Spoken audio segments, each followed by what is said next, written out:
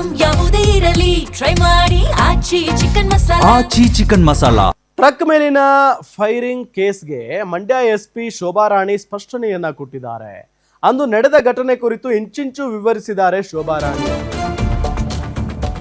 Truck ಮೇಲಿನ firing ಕೇಸ್ಗೆ Mandya SP Shobha ರಾಣಿ ಸ್ಪಷ್ಟನೆಯನ್ನ ಕೊಟ್ಟಿದ್ದಾರೆ. ಅಂದು ನಡೆದ ಘಟನೆ ಬಗ್ಗೆ ಇಂಚಿಂಚು ವಿವರಿಸಿದ್ದಾರೆ ಶೋಭಾ ರಾಣಿ. ಮಂಡ್ಯ ಫೈರಿಂಗ್ ಕೇಸ್ನ ಅಸಲಿ ಸತ್ಯವನ್ನ ಹೇಳಿದ್ದಾರೆ ಮಂಡ್ಯ ಲೇಡಿ ಸಿಂಗಂ.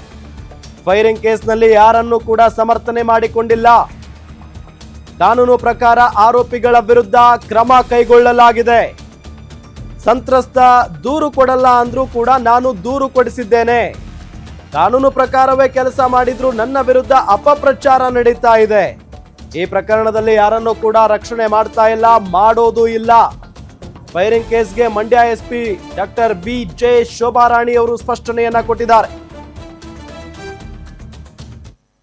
ಅಂದರೆ ಲೇಟ್ ನೈಟ್ ಬೆಳಗಿನ ಜಾವ, ಅಂದರೆ ಲೇಟ್ ನೈಟ್ ಇಲ್ಲ, ಅರ್ಲಿ ಮಾರ್ನಿಂಗ್ 2 o'clockಗೆ ಅರೆಸ್ಟ್ ಆದರೆ ಬೆಳಗಿನ ಜಾವನೇ ಅಂದರೆ ನೆಕ್ಸ್ಟ್ ಡೇನೇ ಇದು ಮಾಡಿಸಿದ್ದಾರೆ ಮೆಡಿಕಲ್ ಟೆಸ್ಟ್. ಅದರಲ್ಲಿ ಯಾವುದೇ ರೀತಿ ಡಿಲೇ ಇಲ್ಲ. ಎನಿವೇ ಅದು ತಾವು ನೋಡ್ಬೋದು, ಏನಾದರೂ ಅಕಸ್ಮಾತ್ ಏನಾದರೂ ಮಾದಕ ವಸ್ತು ಅಂದರೆ ಏನಾದರೂ ಡ್ರಗ್ಸ್ ಆ ಥರ ತೊಗೊಂಡಿದ್ರೆ 48 ಗಂಟೆಗಳಲ್ಲಿ ಬ್ಲಡ್ ಟೆಸ್ಟ್ ಮಾಡಿಸ್ಬೇಕು ಅಂತ ಇದೆ. ಆಯ್ತಲ್ಲ, ಇದು 6 to 7-8 hours ಆಗಿರಬೇಕಷ್ಟೆ. ಪ್ರಭಾವಿಗಳ ಒತ್ತಡ ಯಾರೂ ಹಾಕಿಲ್ಲ. ಆಯ್ತಲ್ಲ, ಇದು ಏನಕ್ಕಾಗಿ ತಿಳಿಸ್ತೀರಿ, ನಾನು ಒಂದು ಈ ವಿಚಾರವನ್ನು ನಾನು ಒಂದೇ ಆ್ಯಸ್ ಎನ್ ಯೂನಿಟ್ ಹೆಡ್ ಮಾತಾಡ್ತಾ ಇದ್ದೀನಿ. ಯಾವುದೇ ಪ್ರಭಾವಿ ನನಗೆ ಯಾರೂ ಒತ್ತಡ ಹಾಕಿಲ್ಲ. ಯಾವುದೇ ಕಾರಣಕ್ಕೂ ಯಾರಿಗೂ ನಾನು ಸೇಫ್ ಗಾರ್ಡ್ ಮಾಡಲಿಕ್ಕೆ ಪ್ರಯತ್ನ ಪಟ್ಟಿಲ್ಲ.